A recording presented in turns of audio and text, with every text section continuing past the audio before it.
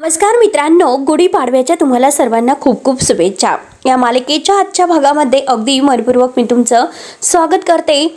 आजच्या भागामध्ये आता आजी समोर मुद्दाम मलिका रडण्याचं नाटक करते, कारण आजी यावर्षी मात्र तुम्ही पूजेला नसणार आहात, त्यामुळे मला फार वाईट वाटतं। तर आजी म्हणते की मलिका, हे बघ, अशी रडत माझ्यासमोर बसू नको, मला वाईट वाटतं, आणि पिंट्या तू हिला बाहेर घेऊन जा बरं, असे आता आजी समरला म्हणते। त्यावरती समर म्हणतो की हे बघ काकू, अगं जरी ही आजी आता पूजेला नसली तर काय फरक पडतो, हे बघ आपण आजीला मात्र इथून रूममधून व्हिडिओ कॉलवर पूजा दाखवूयात की पूजा कशी होत आहे ते, हवं तर तू सुद्धा इथे थांब। तेव्हा आजी म्हणते की वेड्यांचा बाजार आहात का पिंट्या, हे बघ असं काही करायचं नाही। आणि तेवढ्यात मात्र आता मंदा आणि आता बाबा हे भेटायला येतात आजीला।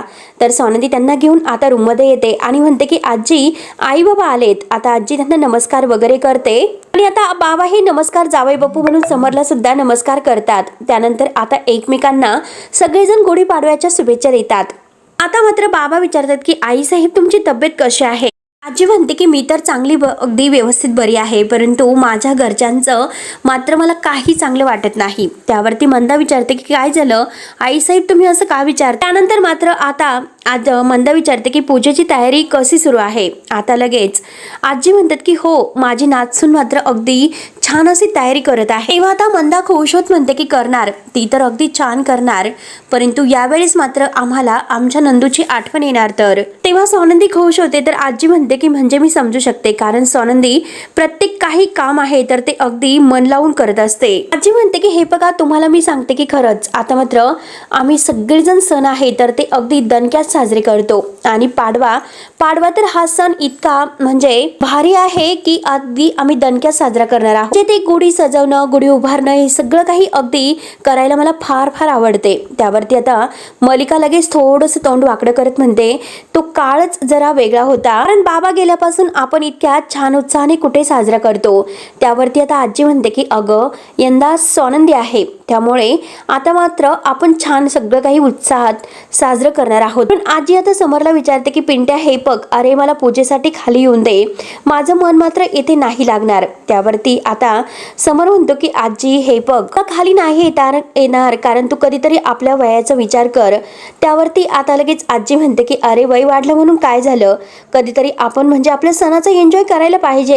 वय वाढल्याने काही फरक पडत नसतो, जरी वाढलं तरी सणवार काही बदलत नसतात, आणि हे बघ, विचार जर केला तर काही बदलत नाही। त्यावरती मंदा म्हणते की हो ना, वय जरी कितीही वाढलं तरी बाईला मात्र आपला घर संसार, सगळे सण आणि आता सगळे काही आपली माणसं, यातच तिचं मन अडकतं। त्यावरती मलिका म्हणते की असं काही नाही, कारण इतर गोष्टी आहेत ना मन रमवण्यासाठी, कारण आमच्या आई खूप अशा पुस्तकं वाचतात, आणि आता सणाच्या दिवशी सुद्धा आता मात्र त्या पुस्तक वाचतच बसतील। आता लगेच मंदा म्हणते की सणाच्या दिवशी कोण असं पुस्तक वाचत बसेल बरं, आरतीचं पुस्तक वगैरे घेतील म्हणून मंदा आता हसत बोलत आहे। त्यावरती समर म्हणतो की प्रश्न सणाचा नाही तर आजीच्या तब्येतीचा आहे, कारण डॉक्टरांनी तिला बेड रेस्ट घेण्यासाठी सांगितलेली आहे। तर त्यावरती आता मलिका लगेच सोनंदीला टॉन्ट मारते आणि म्हणते की मुळात ही वेळ आपल्यावर कुणामुळे आली हे विसरून नाही चालणार। त्यावरती आता आजी लगेच म्हणते की मलिका, तुला किती वेळेस सांगायचं की सोनंदीचा यात काही दोष नाही म्हणून, का उठसूट मात्र तुम्ही तिला टोमणे मारत असतात।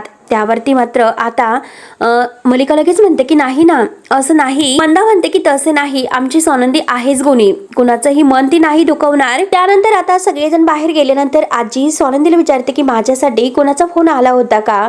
त्यावरती आता सोनंदी म्हणते की कोणाचं म्हणजे तुमच्या ओळखीच्या पैकी का। आता आजी म्हणते की नाही ग कोणाचं तरी। आता मात्र तिला आनंद आणि निकिता यांच्याबद्दल विचारायचं असतं। आता सोनंदी लगेच म्हणते की आनंद दादांचा का। त्यावरती लगेच आता आजी विचारते की हो ना, तुला त्यांना माहिती आहे का मी पडले होते म्हणून। त्यावरती आता सोनंदी म्हणते की हो आजी, त्यांना माहिती आहे। तरी लगेच आता आजी विचारते की म्हणजे तरी सुद्धा ते आले नाहीत का। सोनंदी म्हणते की नाही आजी, ते आलेत, दोघंही स्वतः हॉस्पिटलला आले होते तुम्हाला भेटण्यासाठी। तेव्हा मात्र आजी म्हणते की काय बोलतेस, आणि मग मला ते भेटायला आत का आले नाही, पिंट्याने त्यांना अडवले की काय। त्यावरती सोनंदी म्हणते की हे बघा आजी, तुम्ही चिडू नका, राजवाड्याने नाही पण अंशुमनने त्यांना अडवलं। आजी आता चिडते, आजी म्हणते की मूर्ख मुलगा, समजतो काय स्वतःला, सरळ दोन ठेवून द्यायला पाहिजे त्याच्या तोंडात। आणि तेवढ्यात समर आत येतो, आजीसाठी काहीतरी सूप वगैरे घेऊन येतो. तो हे सर्व ऐकतो. आजीला विचारतो की काय झाले, कुणाला ठेवून द्यायचं ग आजी. तर स्वानंदी वेगळंच काहीतरी कारण सांगते. ऍक्च्युली मात्र ते बागेबद्दल, ते त्यांच्या बागेची काळजी वगैरे घेत नाही. झाडं ते खराब झालेले आहे त्याबद्दल आजी आता सांगत होत्या. त्यावर आता समर म्हणतो की जाऊन दे, आपल्याला काय करायचं आहे आणि आजी हे सूप पिऊन घे. तेव्हा आता आजी म्हणते की हे काय सूप आहे का पाण्याचं. आता आजी समोर म्हणतो की हे बघ आजी, अगं हे जोक्स आहे ना ते करून झाले असेल तर प्लीज सूप पिऊन घे. मी स्वतः बनवलं आणि पुढचे काही दिवस तुला हेच घ्यावं लागणार आहे. तर डॉक्टरांनी मात्र अत्यंत अगदी स्ट्रिक्ट असं पथ्य पाळायला सांगितलेलं आहे. खट तेलकट सगळे काही पदार्थ बंद असेल, फक्त सूप हे असेल. आजी म्हणते की नाही, मी मात्र काही पथ्य वगैरे नाही पाळणार. त्यात म्हणजे उद्या गुढीपाडव्याचा सण, मला मस्त श्रीखंड आणि पुरी पाहिजे. आनंदीला हसू येते. समोर मात्र आता आजी समोर हात जोडतो की आजी प्लीज कृपा कर आमच्यावर, फक्त थोडे दिवस सांग, नंतर मी स्वतःहून तुला श्रीखंड पुरी देईल. त्यावरती आजी ऐकायला तयार नसते. आजी म्हणते की नाही, उद्याच्या उद्याच. आजी म्हणते की ते मला काही माहिती नाही आणि स्वानंदी तू सांग याला समजावून जरा. तेव्हा आता स्वानंदी हसते आणि आता स्वानंदी सुद्धा समोरच्या बाजूने बोलते, म्हणते की आजी त्यांचं काही चुकत नाही. तेव्हा आता समोर म्हणतो की नशीब माझ्या बाजूने बोलला. तेव्हा स्वानंदी म्हणते की नेहमी जे काही बरोबर असताना त्याची बाजू मी घेते. बोलून आता स्वानंदी आपल्या हाताने आजीला सूप खाऊ घालते. तो आजी आता खाता खाता म्हणते नाही, मला अजिबात हे सूप नाही आवडलं.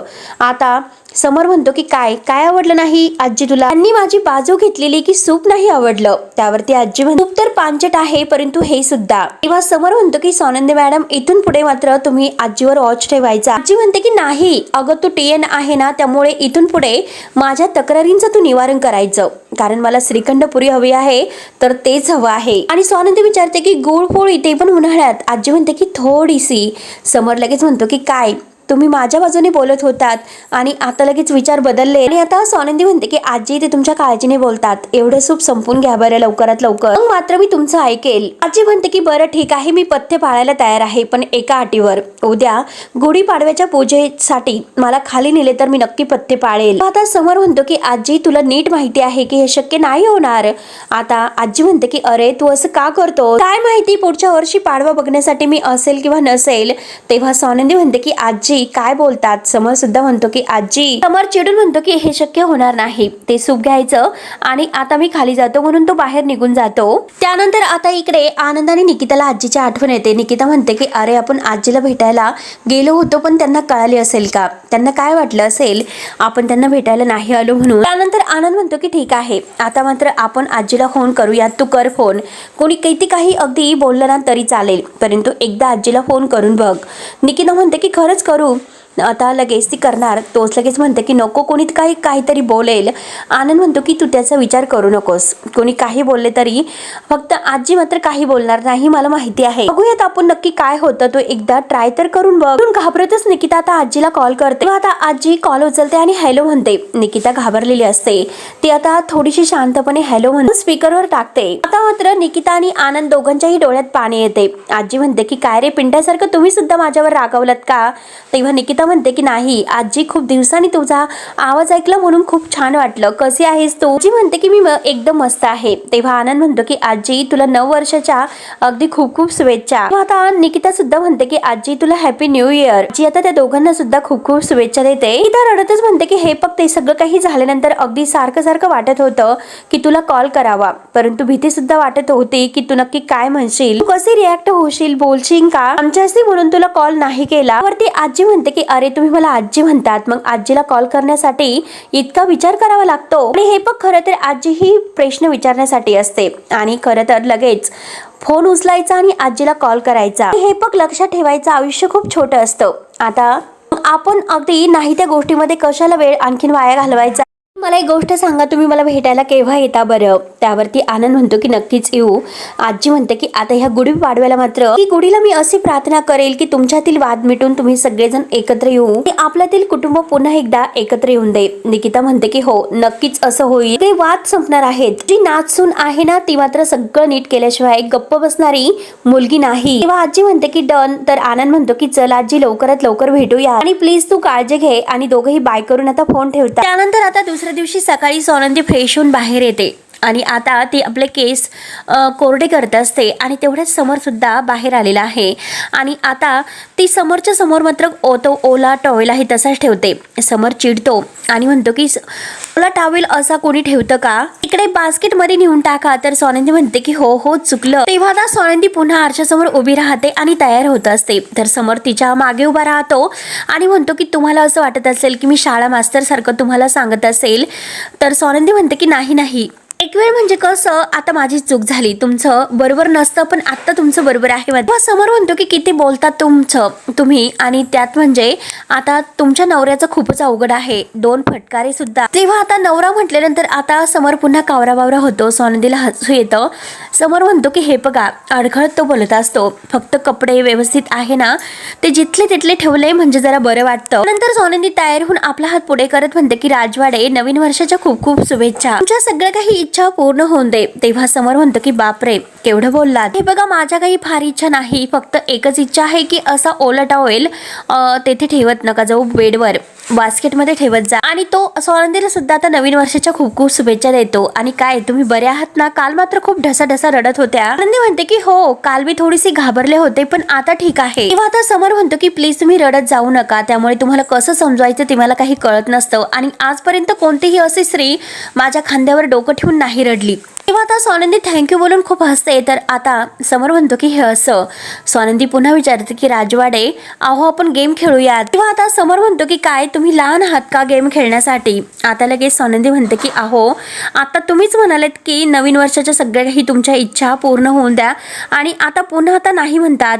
आता स्वानंदी म्हणते की मला तर असं वाटलं होतं की नवीन वर्षाचं तुम्ही मैत्रिणीला दुखावणार नाही, म्हणून मला आता शंका वाटायला सुरुवात झाली की आपण खरंच मित्र आहोत ना. आणि स्वानंदी मात्र आता बेडवर नाराज होऊन बसते. तर समोर म्हणतो की हे बघा, हा नक्की काय सूर तुम्ही लावलेला आहे आणि असा सूर मात्र लावू नका आणि जर तुम्ही रडायला लागलात तर मला नाही समजवता येत. मग नक्की तुमचा काय खेळ आहे तो सांगा बरं. आता स्वानंदी म्हणते की आज हा खेळ आहे की मी जे काही बोलेल ते तुम्हाला रिपीट करायचं आहे. तर आता बोलता बोलता ह्या खेळामध्ये मात्र आता स्वानंदी आता समोरकडून हे बोलून घेते, गुढीची पूजा मात्र आजी करणार. समोर लगेच बोलून जातो की गुढीची पूजा आजी करणार आणि आता दोघंही अगदी खुश होऊन हसतात. समोरच्या लक्षातच येत नाही की मी नक्की काय बोललो, मी काय कबूल केलं. आणि आता स्वानंदी म्हणते की खरंच तुमच्या मनापासून आभार, तुम्ही जे काही आता कबूल केलं की आजी ही गुढीची पूजा करणार. आता स्वानंदी म्हणते की हो तेच तर म्हणालात म्हणून आता मी तुम्हाला थँक्यू बोलले. तेव्हा तर कुठे समोरच्या लक्षात येते आणि परत म्हणतो की 1 मिनिट मी असे कधी म्हणालो, तुम्ही नक्की चीट केलं. समोर म्हणतो की तुम्ही खेळता खेळता मला संपवलं आणि हे असं काही नाही, मात्र आता आजी काही पूजा वगैरे नाही करणार, जी खाली उतरणारच नाही, तुम्ही शुद्ध माझी फसवणूक केलेली आहे. ते बोलून तो बाहेर जातो. तर स्वानंदी हसते आणि म्हणते की काही झालं तरी शेवटी गुढीची पूजा आहे तर आजी करणार म्हणजे करणार. त्यानंतर आता स्वानंदीची आता तयारी सुरू असते की आजीला चेअरवर म्हणजे कसं खाली आणायचं, म्हणून ती अगोदर सीमा आणि आता तो दुसरा नोकर आहे तर त्याला अगदी ती चेअर घेऊन खाली कसं उतरायचं याची प्रॅक्टिस करत असते. तेव्हा आता तो म्हणतो की आम्ही दोघं उचलून आता असं खाली चेअर घेऊयात. स्वानंदी नको असं म्हणत असते आणि तेवढ्यात मलिका मात्र डोकावून चोरून हे सर्व बघत असते की नक्की ह्या स्वानंदीचं काय सुरू आहे. आता नक्की हे पण म्हणजे चेअरवर नकोय, व्हीलचेअरवर नकोय आणि काय असं करता येईल म्हणजे आजीला आपल्याला खाली आणता येईल. आणि आता मात्र स्टेअर लिफ्ट आहे ना ती येते का, आपण मात्र ती तयार करून घेऊ शकतो. पण स्वानंदी लगेच फोन करते आणि मी राजवाडे म्हणजे मिसेस राजवाडे बोलत आहे, आम्हाला जरा इथे घरी स्टेअर लिफ्ट करून घ्यायची होती म्हणून ऑर्डर देते आणि लवकरात लवकर ती कधी आम्हाला मिळेल असं विचारते. 2-3 दिवस नाही तर आजच आम्हाला हवी होती. मलिका आता हे सर्व ऐकत असते पण तो असं अर्जंट मात्र ती मिळत नाही असे तिकडून सांगितले जाते. तर स्वानंदी म्हणते की ठीक आहे आणि फोन ठेवते आणि आता ती त्या दोघांना म्हणते की इतक्या अर्जंट नाही मिळत, नक्की काय करायचं ते आता विचार करून ठरवूयात. मलिका ही सर्व ऐकते. थोडं प्लॅन करून शेवटी ह्या आई वाचल्यास आणि आता मात्र धुर्णामध्ये खेळलेल्या आहेत तरी सुद्धा त्यांना पूजेसाठी खाली यायचं आहे. तर ही स्वानंदी काही ना काही प्रयत्न करून त्यांना मात्र अगदी खाली आणण्यासाठी प्रयत्न करत आहे. हिचा माज मात्र मला उतरावा लागेल. तर करत मलिका आता आतमध्ये येते. आतमध्ये आल्यानंतर आता अर्पिता आणि अंशुमन यांच्याजवळ तिची बडबड सुरू असते. स्वानंदीचे आता प्रयत्न चालू आहेत की म्हातारीला पाडव्याला खाली कसं आणायचं त्यासाठी. तेव्हा अंशुमन म्हणतं की चांगलं आहे आणि परत तिला आपण आता जिन्यावरून ढकलून देऊयात. तर आता मल्लिका राजवाडे मात्र सारखा तो प्लॅन करत नसते आणि आता ती अंशुमनला इडियट म्हणते. अंशुमन म्हणतो की मॉम मला इडियट म्हणू नकोस, पण त्या म्हातारीला आणि स्वानंदीला त्यांची मनमानी करून द्यायची का? तर मल्लिका म्हणते की असं कोण म्हणलं, स्वानंदीचा पहिला पाडवा आहे आणि तो गाजला तर पाहिजे. अंशु म्हणतो की अगं मॉम आपण गाजवण्याचा खूप प्रयत्न करतो परंतु वाचते शेवटी आपलीच. तेव्हा मल्लिका अंशुवर ओरडते. कविता म्हणते की आपण काम करू, कारण दादाला हे सर्व सांगू की आता स्वानंदी आजीला खाली आणत आहे. नक्की तो मात्र आता तिला हे सर्व करून नाही देणार, नक्की ती गप्प बसेल. आता हे ऐकून मल्लिका खूप खुश होते. नंतर आता स्वानंदीने सगळे काही छान तयार होऊन गुढीची छान अशी सजावट केलेली आहे. अगदी पूजा वगैरे व्यवस्थित मांडलेली आहे आणि आता यांनी मात्र समरला हे सर्व सांगितलेलं आहे. आता मल्लिका अंशुमन समरला घेऊन बाहेर येतात. समर स्वानंदीकडे बघत असतो. स्वानंदी समरला विचारते की सगळी तयारी कशी झाली आहे, बरी झाली आहे का? तेव्हा आता समर मात्र स्वानंदीवर चिडतो आणि म्हणतो की हे सर्व काय सुरू आहे, जे माझ्या कानावर हे असं आलेलं आहे की आजीला तुम्ही खाली आणतात म्हणून. स्वानंदी म्हणते की हो ते बरोबर आहे. आता समर चिडतो. समर म्हणतो की मी अगोदर स्पष्टपणे सांगितले होते. आणि आता समर डायरेक्ट म्हणतो की आत्ताच्या आत्ता आजीच्या रूम मध्ये जा आणि तिला स्पष्ट सांगा की तिला पूजेसाठी खाली नाही येता येणार. तेव्हा आता स्वानंदी पाहत असते. मल्लिका अंशुमन हसत असतात. तेव्हा आता मित्रांनो हा भाग येथे संपतो. पुढे नक्की काय होतं हे बघण्यासाठी आपल्या चॅनलला नक्की सबस्क्राईब करत राहा. धन्यवाद.